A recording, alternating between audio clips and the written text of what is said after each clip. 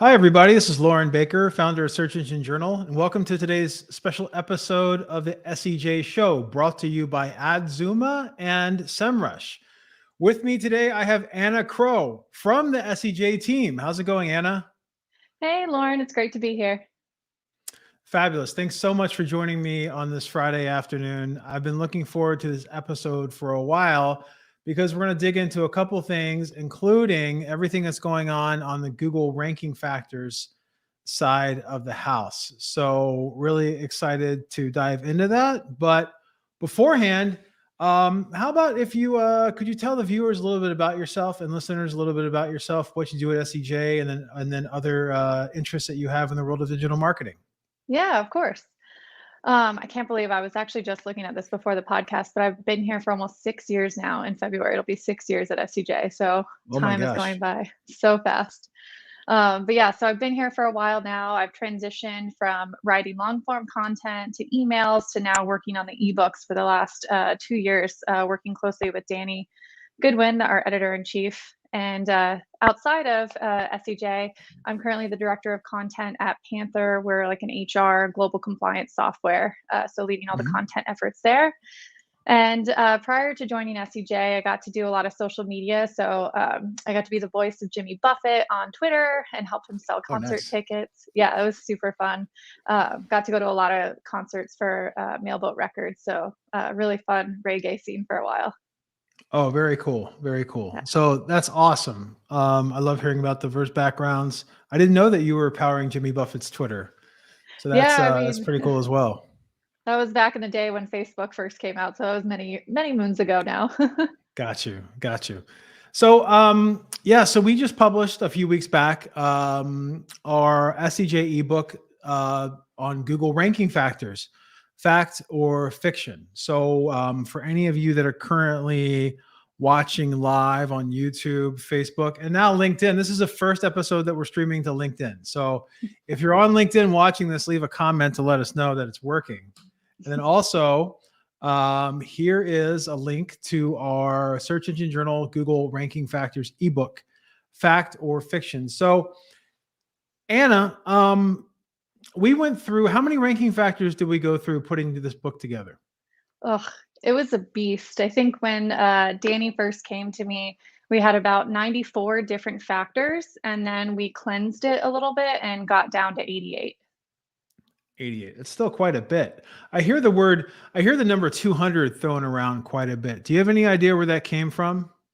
Yeah, it's really interesting. I was just reading a piece from Roger that came out last month at the end of September, saying that Google's doing away from that 200 ranking factor piece because there's really no way to condense that into a spreadsheet and put that together in priorities. So Hmm. I think it came out like in the early 2000s or maybe 2010 era. But that's really what it stemmed from, like Google and then all these other, sources came out with all this information about these 200 plus ranking factors, but in reality, that's not necessarily true anymore. Got you. Got you.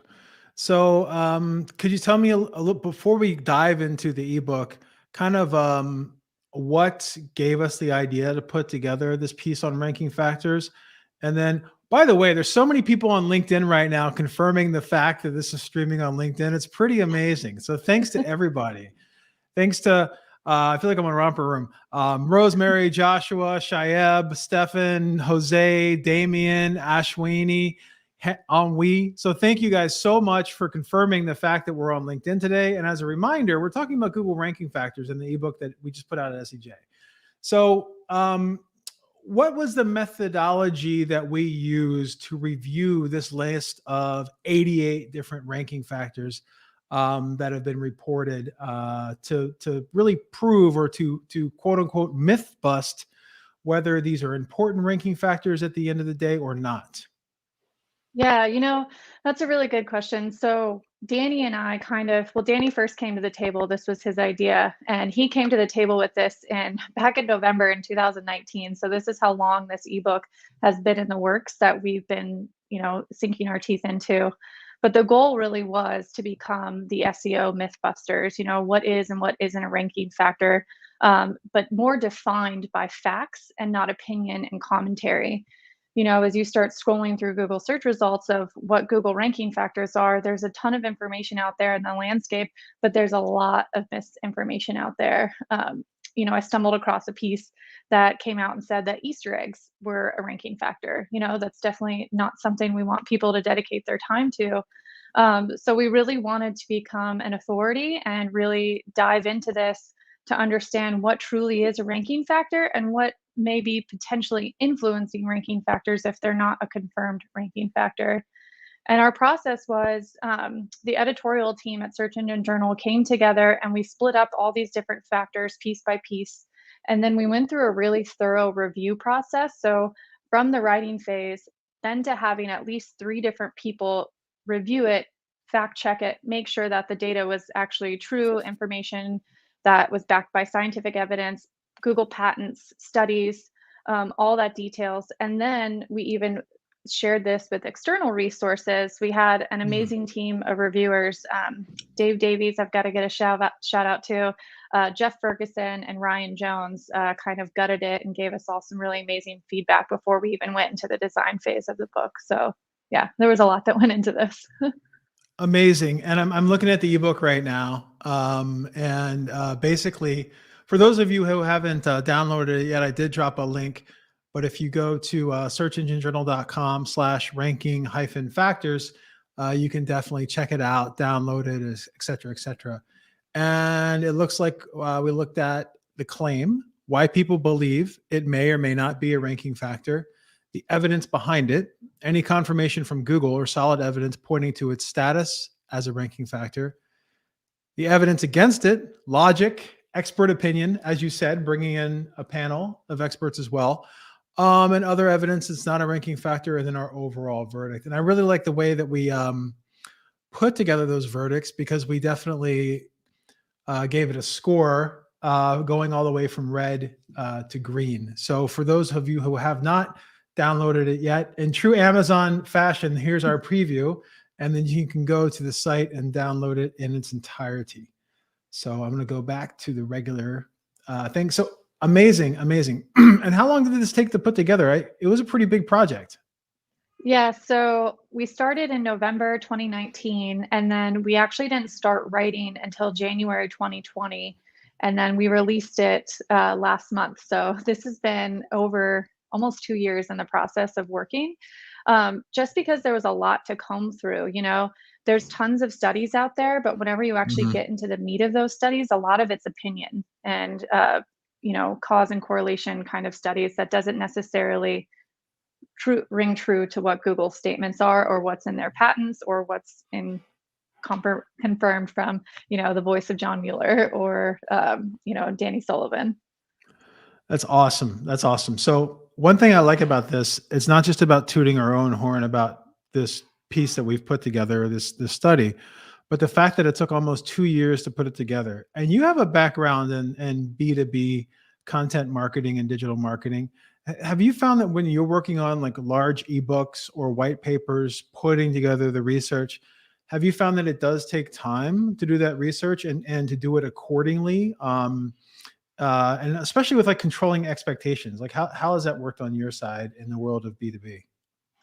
Yeah, so Danny and I actually worked really closely on this. What we did was first we started with kind of a template or an outline of what we wanted to deliver to the users. What was the basic claim? What was the evidence that supported behind that? And then what was the end result? Like, is it a true ranking factor? And then from there, we went into the research phase. So we didn't even start writing in the beginning in January 2020 when we kicked it off. We just started outlining and researching the evidence that supports these claims.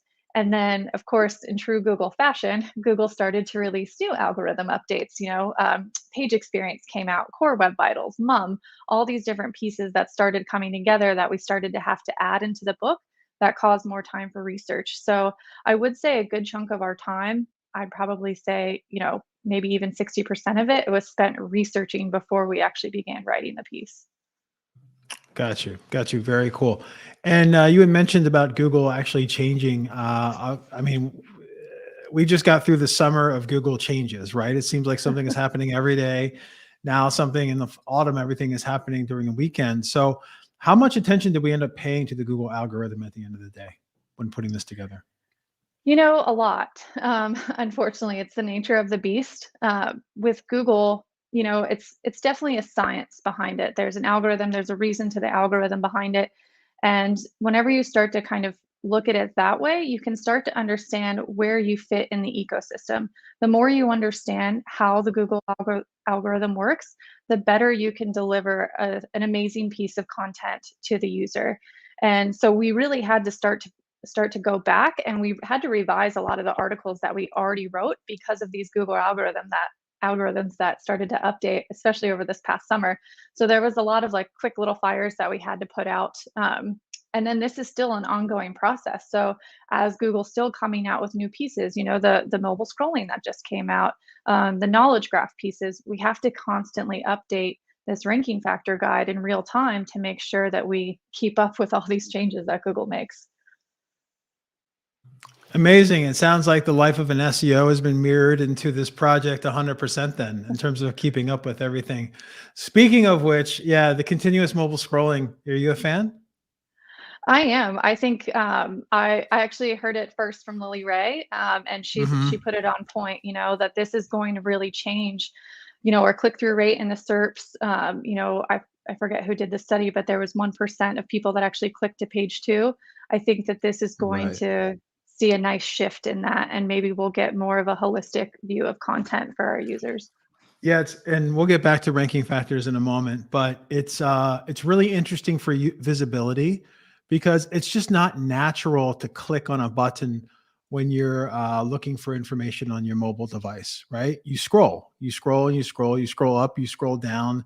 Then one thing I've been noticing with a lot of the updates over the summer, especially like in the world of health and things like that, from an intent standpoint, when there is a gray line between informational and transactional intent, a lot of the time page one will be full of informational and research pieces or like listicles, and then page two will actually have like the transactional e-commerce links. So then the ability to scroll past the research, right, and then make that choice from an e-commerce perspective is kind of neat. So I'm looking forward. From a user, I like it. We'll see what happens. I haven't checked my rankings on mobile this morning to see if they all say page one or not. So that'll be funny if that happens. And just as a reminder Yeah. to LinkedIn viewers, we did just drop the link on LinkedIn. So I had to actually go outside of this platform that we're using to do so. But feel free to check out the ebook. Sorry, Anna, what were you going to say? Oh, no, I was just going to add to that. I find it interesting that it took Google this long to actually get to that point on mobile, seeing how, if you look at social platforms, Instagram, you're constantly scrolling, TikTok, like it was weird to me that it took them this long to make that transition to the mobile scrolling. Yeah, I agree. And I tweeted about this a little bit yesterday. I think it was um, oh my gosh. Her Twitter handle is Sarah in Tampa. So she's a writer at TechCrunch, and I think the title was Google finally modernizes its mobile experience, right? So that's really cool. I know as SEOs we can be a little bit selfish. We can say we want to be on page one or we want to be in the top 10, but it's always cool to see. So let's get back to the ranking factors ebook. First of all, checking out my SEJ shirt here. Are keywords, page speed, schema, HTTPS, or backlinks part of these ranking factors? Yes, yeah, actually they're all in there. And also shameless plug, I am a ranking factor t-shirt from that's all correlated with this book. And if you want this shirt, please go to merch.searchenginejournal.com because it is awesome. You can also find Lauren's shirt there too. Nice. But back to Yeah. your question, Lauren, yes, all of those I just dropped the pieces are merch busted. link, by the way. Oh, awesome. Thank you. Yeah, I just dropped the merch link, and buying and wearing SEJ merch is definitely a Google ranking factor. Actually, it's 100% a ranking We should add factor. that in there right next to the Yes. Easter eggs. Yeah, exactly. So tell me about the Easter eggs. That's really intriguing to me. What was the myth that we busted about Easter eggs and Google ranking factors? So, in one of the intro chapters to this ebook, we got a little snarky. Danny gave me some creative freedom to kind of go after these people that have been putting all this false information out there. And one of the big pieces that we identified was a piece that talks about the 200 plus ranking factors. And in the first paragraph, it talks about Easter eggs, and optimizing for Easter eggs can help you improve your ranking factors. And I just thought that was mind blowing for someone that's new to SEO to even consider dedicating time to Easter eggs is just so tiny in the overall scheme of things that you can be focusing on when it comes to content, freshness, authority, all those pieces that actually matter in the ranking versus Easter eggs. So yeah, we started to get a little snarky and poke holes in things. Do you mean as an SEO authority, we actually have responsibility to make sure what we publish is truthful or at least relevant? Because people, I have noticed over the years, sometimes an article like that saying that an Easter egg is a ranking factor will go into someone's marketing strategy because they're referencing X site and or X YouTube personality that's said that. So there is really a layer of accountability amongst all of this at the end of the day. So it's really good to hear. Yeah, and it's just kind of sad too because I can't tell you before I joined Panther, I worked at SEO agencies, and a lot of these agencies we take, we read what Search Engine Journal does. We read what even our competitors do, and that's how we start to shape the strategy of what we're going to do for our clients. So we're not doing a good service to our clients by following these terrible strategies that just aren't true, that aren't going to benefit them, and then in the big scheme of things, it just feels like you're stealing from them. So So we definitely oh, go ahead. no, Easter eggs are definitely out the window, right? So Yes. Easter eggs are not. Did the Easter egg get a red? Was that what was the score for the Easter eggs? Yeah, that was so low on the totem pole that we didn't even decide to dedicate any time or effort into that. Okay, so let's get into what we actually did dedicate time and effort into. Starting with word count. How did that research come together, and what was the final verdict on that side? Yeah, it's really interesting. So since we've released the book, we have got a lot of buzz on Twitter about the word count chapter, because there are so many studies that correlate or that say that word count with 1400 plus words will rank on page one in Google. That's just not true. It's not a direct ranking factor, and it's not necessarily saying that short content is great either. It all comes back to topical gaps. So topical is all complete whenever it comes to input. And the best way I can compare this to is actually John Mueller had a really great tweet about this. So he compared it to USB chargers. So you could have a bunch of USB chargers, but they're not going to get you to the moon, but you're still tempted to buy those USB chargers. That's kind of how you have to think about word count. So word count doesn't equal quality. And that's kind of the gray area. So it all comes back to topical relevance. And even when I think I was actually the one that wrote this chapter, but we kind of circulated this internally in the editorial team too, because we were going back and forth, because there are so many studies that prove that word count does help you rank on page one. But with the way that the algorithms are going, it all just comes back to intent. I don't know. Have you seen that, Loren? Yeah, a bit. I've seen various ones floated around, and really at the end of the day, I believe that it has more to its intent, and then it's also one of the things where sometimes if you tell someone to write 1,000 words about something, they're going to push themselves to write 1,000 words. It's like when I used to get in trouble in elementary school, and I had to write a story that was 5 pages long, and I would just be very, very, very, and whatever, just to get the words in there. And it's it can be very, very, very, very, very misleading at the end of the day, because it doesn't necessarily mean that, hey, if your competitors are ranking on page one and a couple of them have 1,000 words and one might have 300 words, so it's all like relevant to the industry that you're in and what you're doing at the end of the day. John Mueller came out I think last month, and mentioned that he's seeing a lot of collections and category pages in e-commerce that have way too much content than they actually need at the end of the day. And it's way too much content that's about the types of products that are being sold, or the lifestyle around the products, and not necessarily focusing just on the products themselves, which in collections and categories in e-commerce, Google uses as an entry point, right? So it's trying to figure out exactly what it is.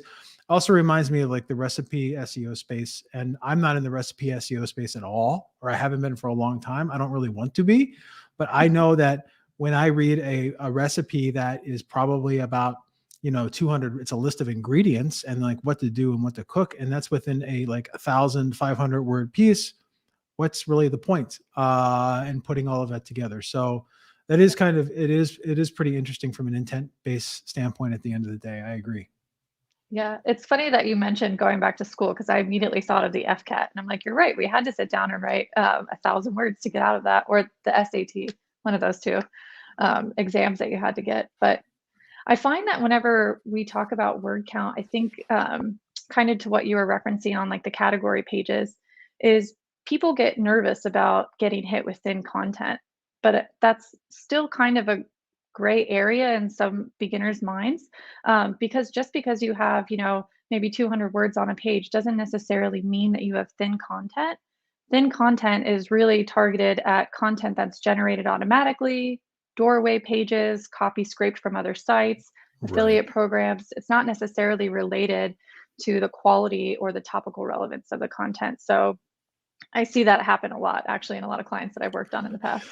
Yeah, I see thin content a lot in marketplaces where they're just taking the default product description of whatever they're selling and putting it on Shopify Plus or whatever it may be. And then also a lot in the real estate space, right? Taking MLS content and then distributing it to all, like every single real estate site has the same content. So that's thin content at the end of the day, like you said, which is different than word count as a whole, correct? Yeah, absolutely.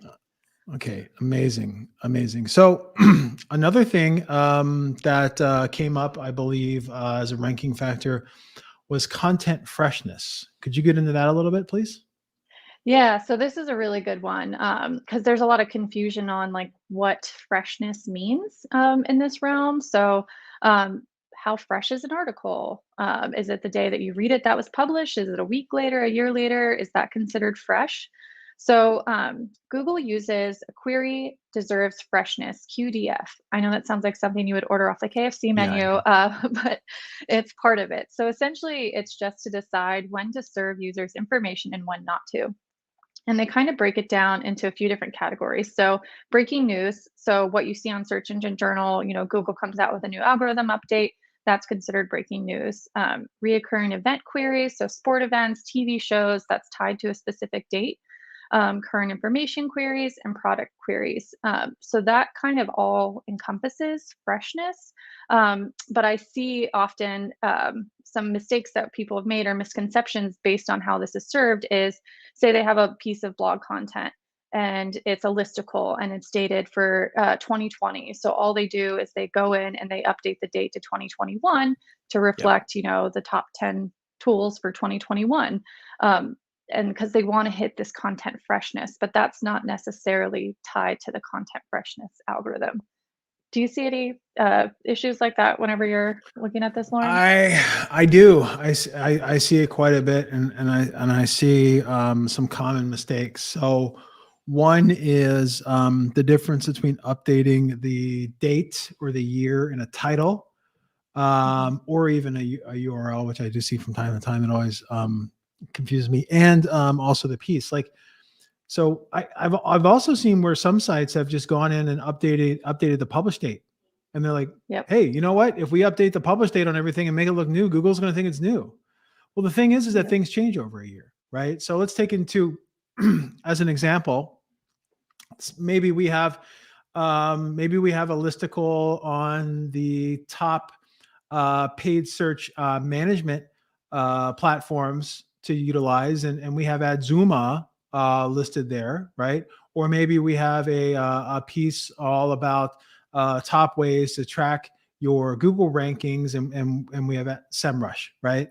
So between those two tools, if we're just updating the year for that piece, maybe we had like the best SEO ranking management platforms of 2020. We updated to 2021. Well, what's changed with that tool in the past year? right? If you look at either of these tools, and these are sponsors, so I'm blurring the lines between editorial and monetization a little bit. But if you look at either one of those tools or any of the tool companies out there, they're always releasing new updates on a monthly basis, just like Google updates their algorithm. So if you're going to look at a listicle piece like that, changing the date doesn't really do anything at the end of the day. You really have to go in and look at the features, look at what's changed with what you're listing.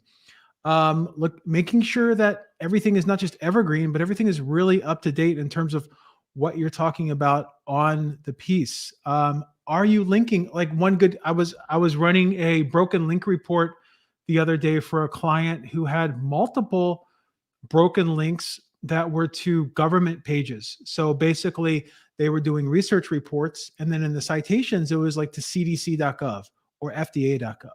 Well, last year we changed an administration. So what happens when you change administrations in the U.S. is that a lot of the times the sites a lot of the time the content on the sites themselves change. They all go into the National Archive. Well, you'll see the site content change, and you'll see the URLs change, and those URLs don't always redirect, right? So if you have a piece that's pointing to URLs that are serving a 404 error, or that even are pointing to redirects, what does that tell Google at the end of the day?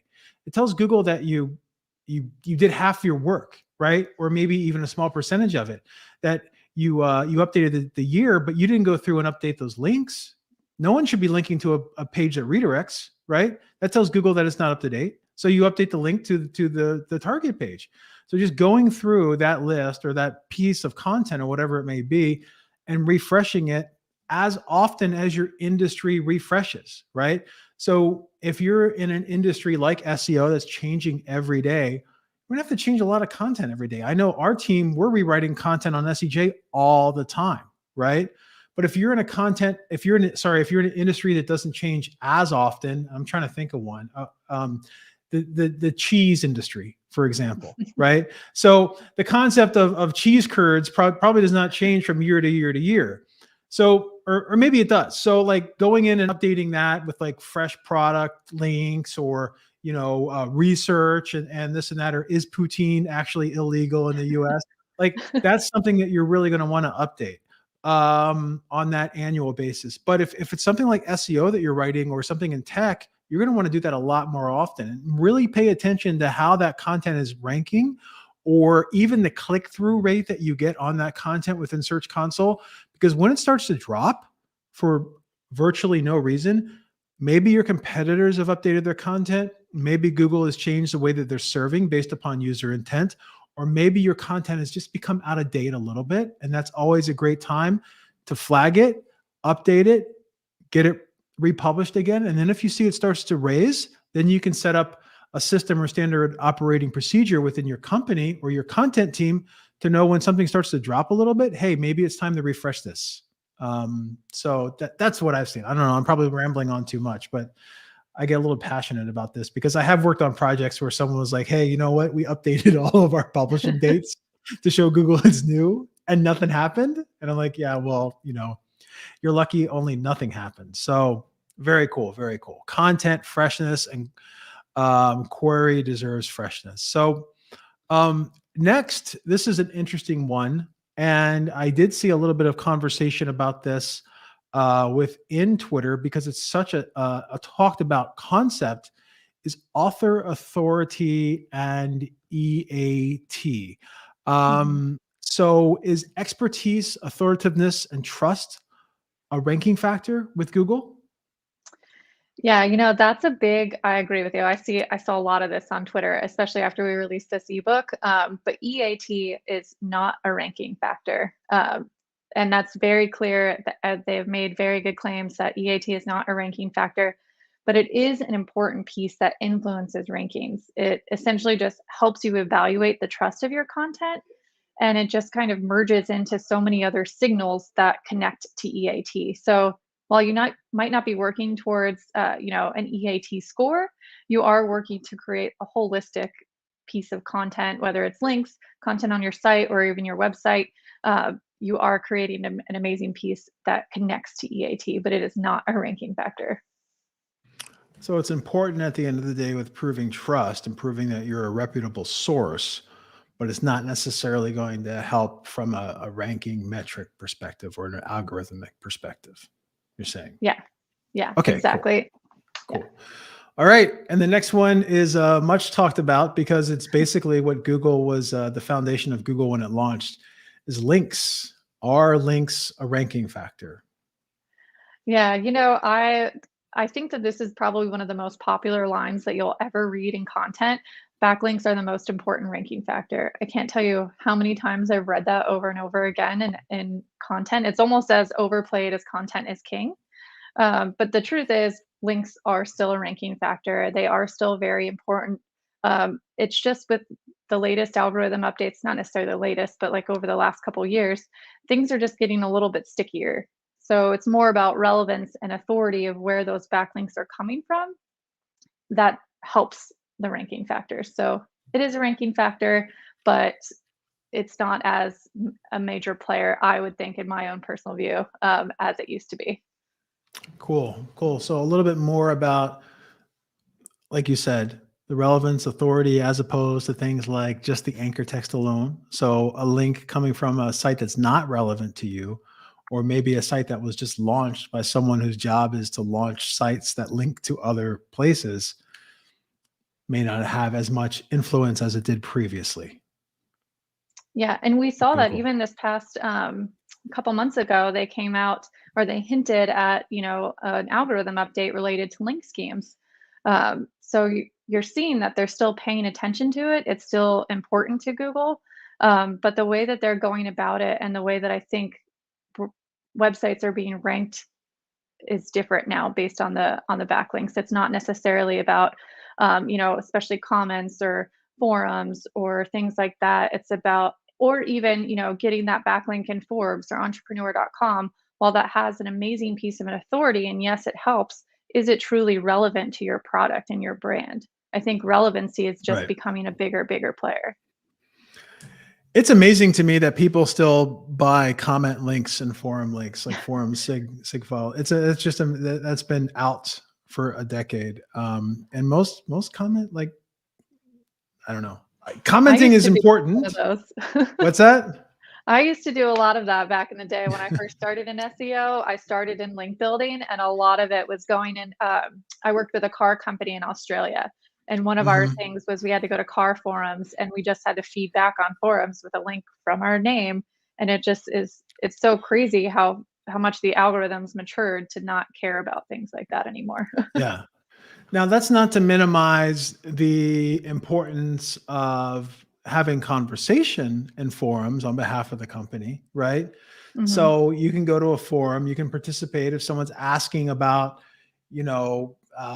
their issues with their catalytic converter, the ability to go in as a car company and answer the question and then link to your post or your article or guide that has more information can be priceless, right? Because people may Yeah. follow that, they may subscribe to you, they may buy from you, et cetera, et cetera. Same thing Yeah. with comments. Like, I think like blog comments have a really for blogs that are still allowing commenting, I think they have a really important place in the world of outreach. And that is if you're a blogger and a publisher and someone is taking the time to leave a really, really nice comment, it's going to be impactful to you at the end of the day. And then if they follow up afterwards with an outreach email or asking for a favor or whatever it may be, chances are the blogger and publisher is going to open that because they already recognize your name. They already see that you contributed to their conversation. And that's just a natural extension of that. Now, if you're going to a blog every day and you're leaving comments like, great post, best post I ever read, this and that, and you're linking to like a commercial site in the URL form of the WordPress blogging or even Discuss or whatever, chances are if you send that email to that blogger, they're going to delete it immediately if you're spamming them already. So Hmm. don't discount. This is for the audience. So don't discount commenting as a form of relationship building, right? Or proving your expertise on a subject. But commenting alone is most of those links are no follow anyway. It's just spammy. So don't use comment linking as a way to build links. And if someone's trying to sell it, don't buy it either as a service.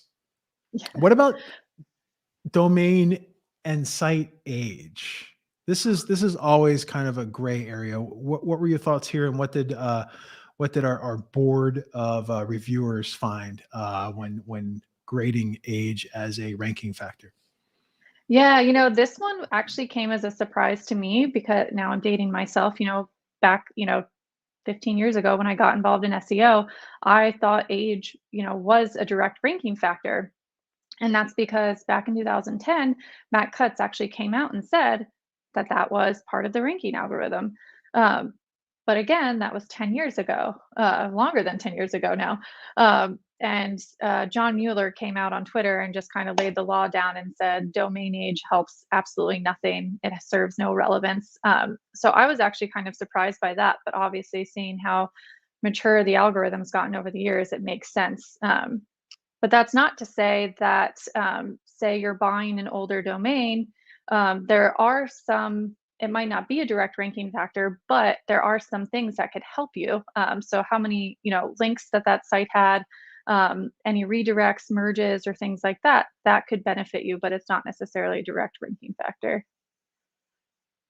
Amazing. That makes sense. And I think you really kind of hit it on the head here, that all of that can help you at the end of the day, because the links are a factor and everything else can be a factor, but just the age of the site itself, right? That's what is not a ranking factor. So if the site's been around for decades, then obviously it has all of that. It's like getting a link from like a .edu site, Yep. right? So just because just because the domain extension or is .edu or .gov or whatever does not mean that that link is more important than a .com. Now, at the end of the day, a .edu is going to get a very rich backlink portfolio. It's going to have a lot of authority, whatever metric you want to utilize to measure that by.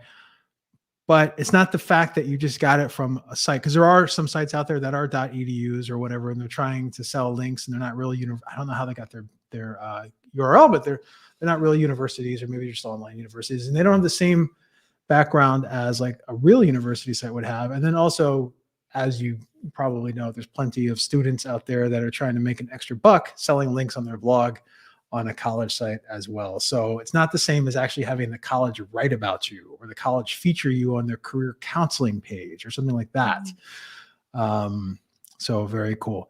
Now I remember this being quite a polarizing statement. I believe there was a Google quality. What do you call the Google the people that review sites Quality by rater. hand? Yeah, Google Quality Rater guide that Yeah. listed Better Business Bureau rating as being something to look into when reviewing a site.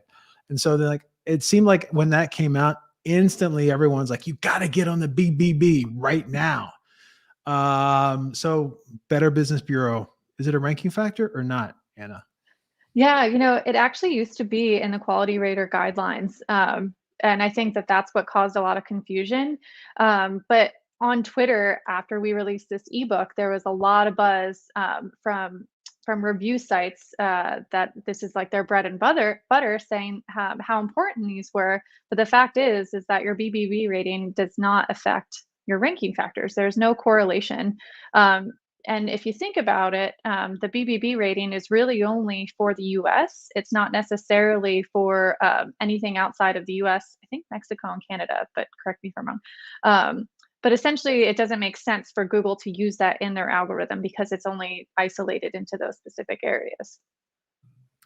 Right. So, what's the difference then between ranking factors and this something that a Google Quality Rater may look at? Then, just to kind of draw that line in between the two, what would you say the difference is? Oh, that's a good one.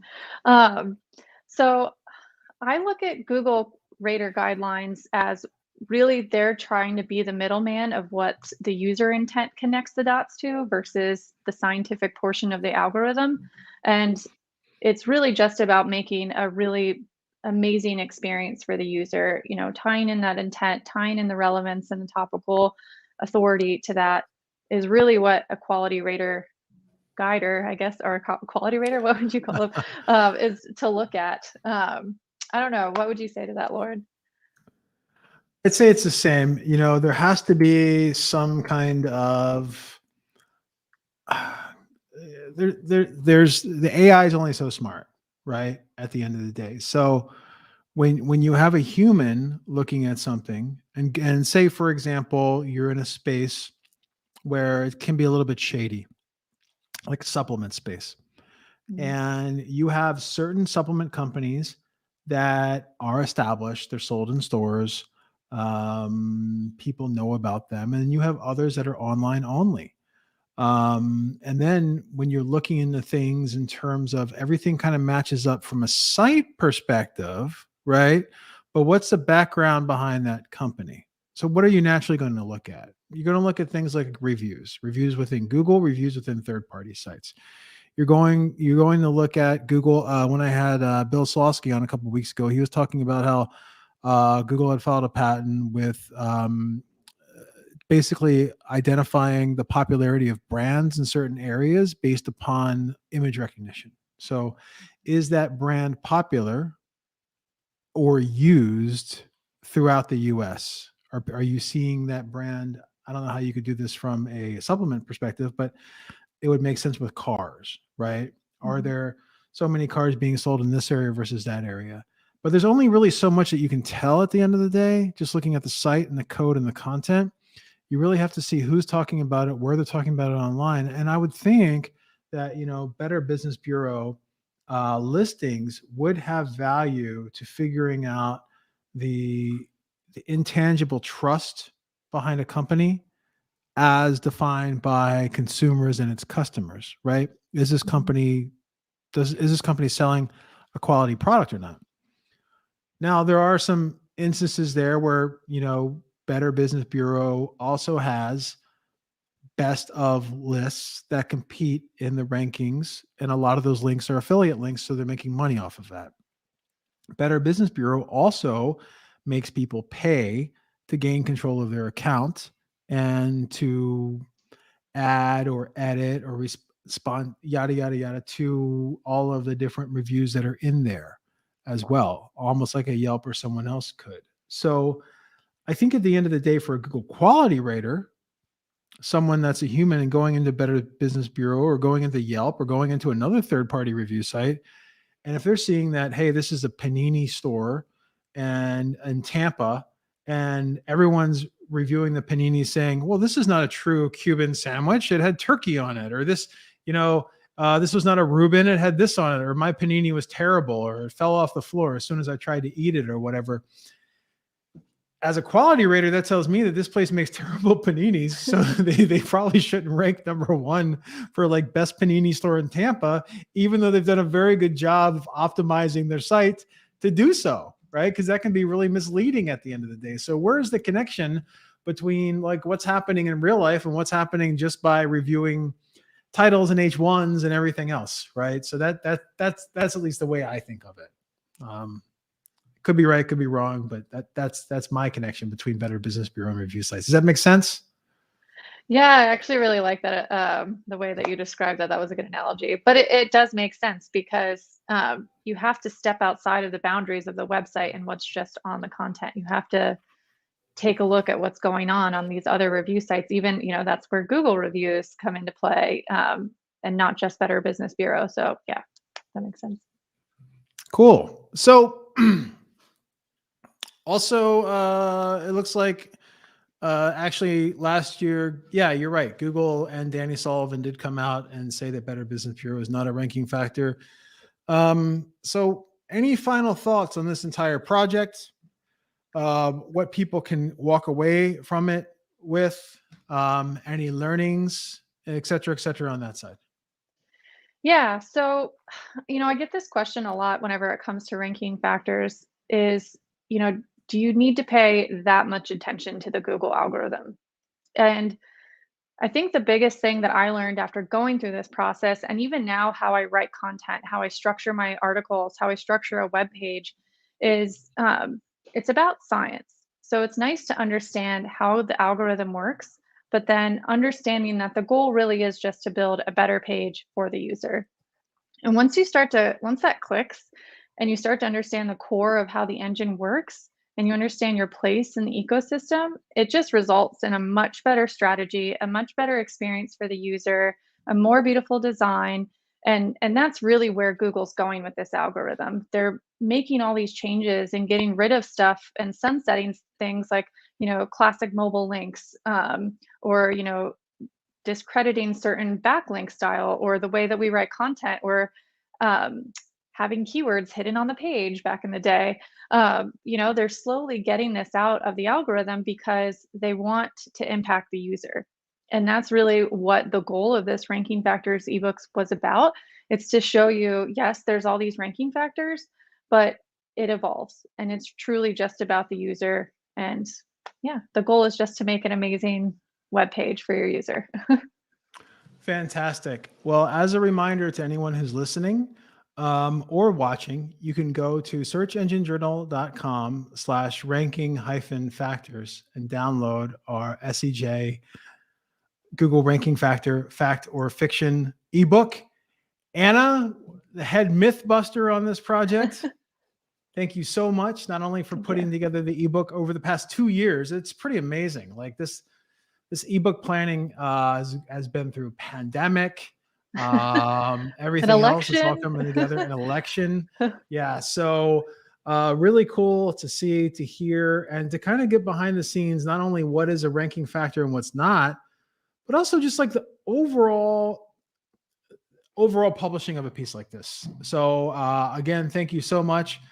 Thanks for joining today. Thank you to our sponsors, Adzuma and SEMrush, for making this whole thing possible. Thank you for SEMrush for sending me a mug, which is amazing. I'm going to have my Adzuma one soon, I believe. So really, really cool.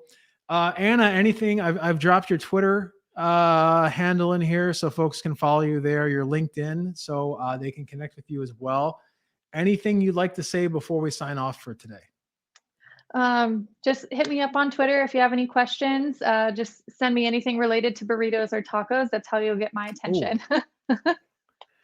Burritos and tacos. And how's the dairy farm? Is your family involved in the cheese business?